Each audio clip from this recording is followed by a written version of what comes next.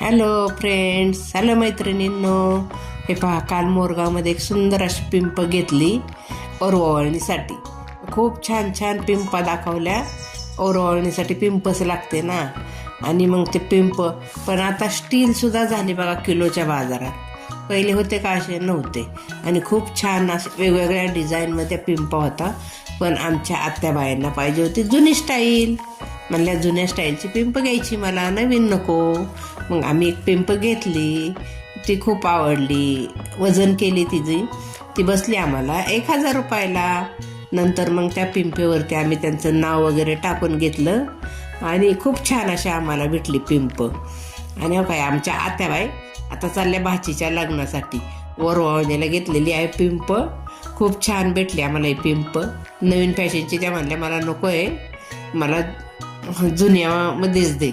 पण त्यांनी ती जुन्या फॅशनची घेतली.